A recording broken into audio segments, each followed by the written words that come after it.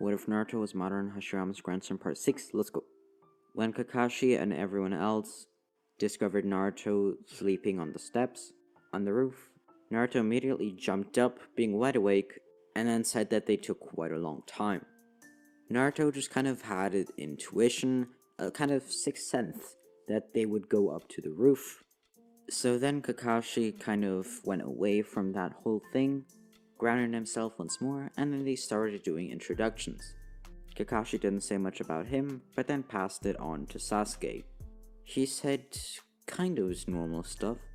He was going to overpower everyone, and to a certain person he had to prove his might. And then he said he might become the clan leader. Though even he, Sasuke, a proud shinobi if you can call him that, was unsure about his own goal.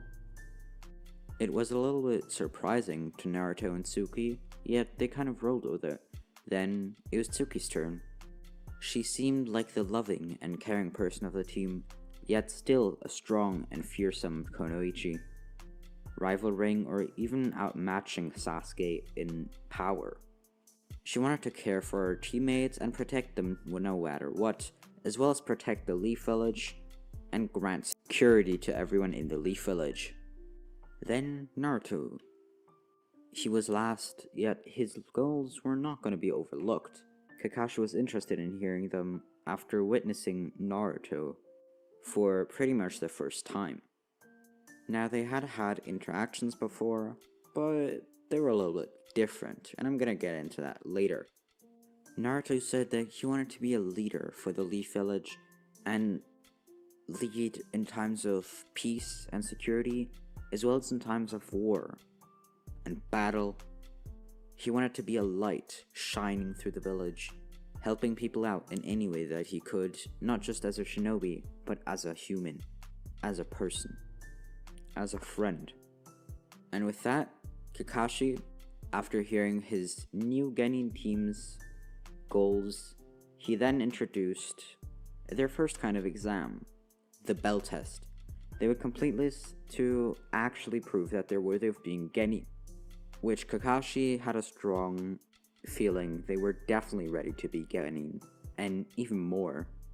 By the way, one quick important thing, Tsuki, Naruto, and Sasuke are not yet Chunin or Jonin or a higher rank because Fugaku was a little bit scared after knowing what Shisui and Itachi gone through because of becoming a Chunin and Jonin and Anbu at such young age and almost being forced to annihilate their own clan. They didn't want that for their other children, so Fugaku and Mikoto both decided that they wouldn't want their children to grow up and mature too fast, especially in times of peace. It wasn't necessary, so they were gonna take their time. Anyways, back to the exam.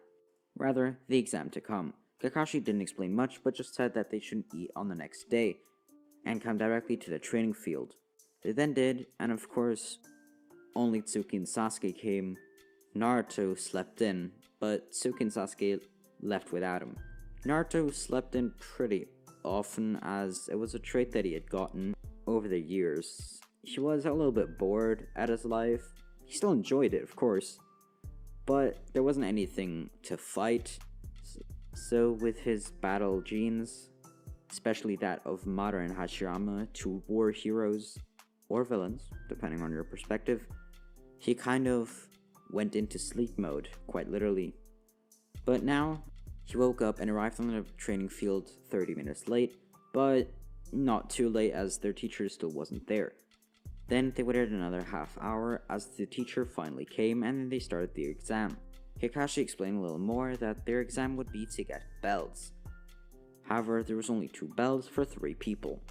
Of course, Naruto immediately knew or figured out what was happening, as he then messaged it over to Tsuki and Sasuke, as over the years they'd actually developed pretty good teamwork together, as they had often sparred together in a 3-way team, and so they could often communicate strategies or even plan out entire battles without anything verbal and were silent killers. It was pretty menacing once you saw it for the first time, but you kinda got used to it. So they all rush in at the same time, though Naruto showing with a hand sign that it required teamwork. He couldn't explain how, but he just showed that they needed teamwork, and Sasuke and Suki accepted him as their natural leader, as he was the strongest of the three, so whatever he said, they would go along with.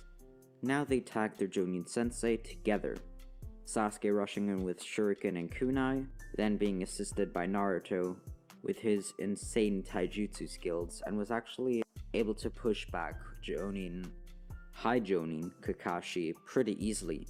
However, Tsuki wasn't gonna be left out in this battle, and came from the side, dashing into Kakashi, knocking him back 5 meters, 15 feet if you're American. And then the three-man team continued to annihilate their quote-unquote sensei.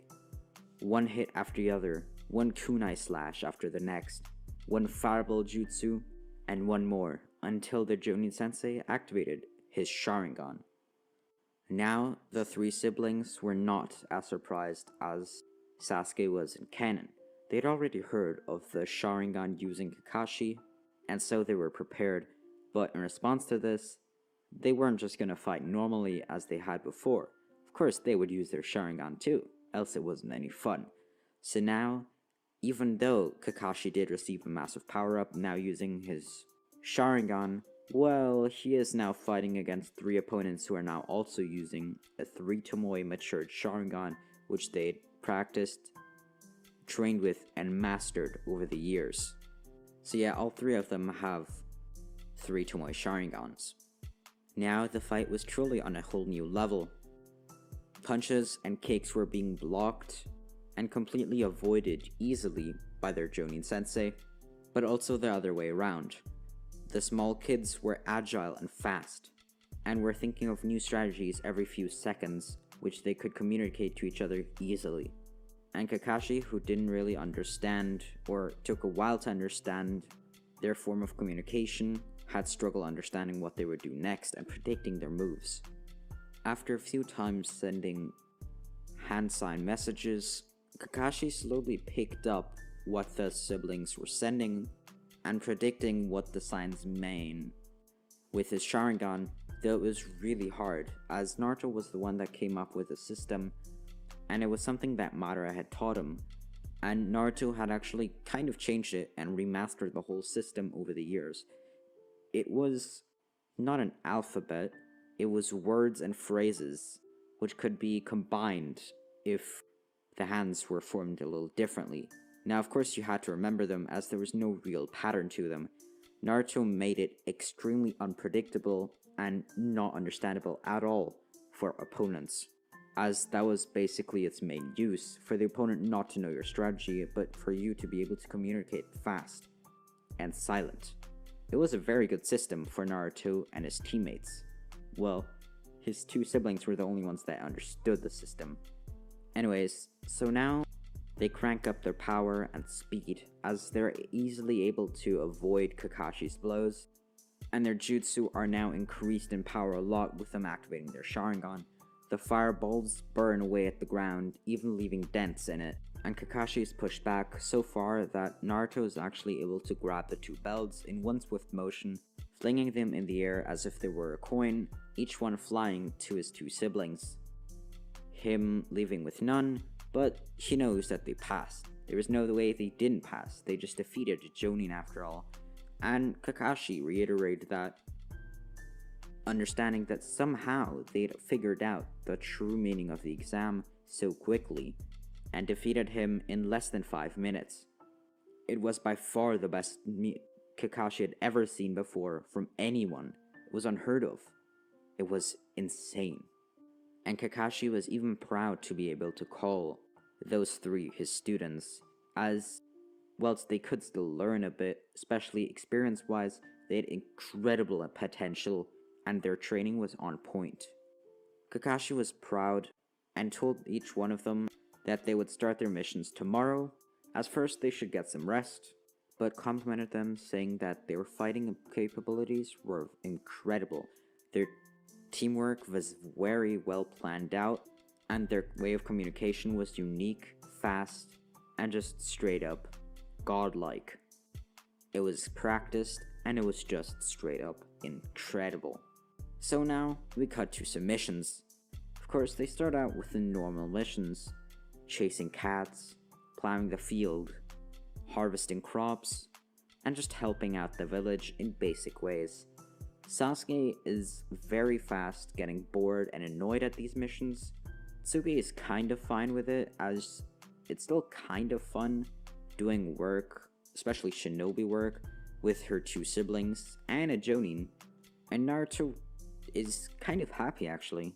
He likes helping out the village, as each one of the people they help out know Naruto already, as he's known throughout the village as just a kind guy. And this just helps his reputation even more, as he did a lot of D-rank mission, and his team just kind of went along with it. And whilst doing the missions, Naruto even used some Shadow Clone's jutsu, which the team greatly appreciated, as now they didn't have to do much work, as Naruto's 100 Shadow Clones would do all the work for them. And they completed many missions, even earning them quite a bit of cash, especially for their Genin rank. But after only half a month, Sasuke and Tsuki were very quickly getting annoyed at these missions and did not want them anymore. And Naruto, well, he could use a refresher too. He didn't want to do this forever, so all three of them, at the same time, yelled out the words, "I want a harder mission," to the third Hokage, Hiruzen, who was receiving their mission report from Kakashi. I knew this was gonna come, to be honest. And you guys have prepared, definitely. Kakashi tells me you're very strong, so let's do this, why not? Tazuna, can come in now. As an old man with a bottle of sake in his hand came into the room, he made a joke about how all three siblings looked the same, like a copy of another. All just kids who wanted to play ninja, that couldn't even protect them. Kakashi raised his eyebrows to see what they would do, but also to kind of think, wow, my students are being underestimated very much right now. As even though it had only been about 2 weeks, Kakashi was already very proud of his students, as even in those 2 weeks doing weird, not difficult, barely even shinobi missions, even they had improved in some areas of themselves. But anyways, Sasuke actually slowly moves his hand towards a kunai, when Naruto actually intervenes, walks in front of Sasuke, and greets Tazuna kindly, saying that, "You'll see how strong we are. For now, let's see if we can escort you to that village, shall we?" "Alright then," Hiruzen continued. "I guess now you're introduced. Tomorrow you guys can continue with your missions and start your first harder mission, this being a C-rank mission. Your task is to escort Tazuna, as I've already mentioned. You're to protect him from any and all danger, and no harm shall be done to him, and you should be careful too. So, tomorrow at 10 o'clock sharp in the morning, you are leaving. Good luck."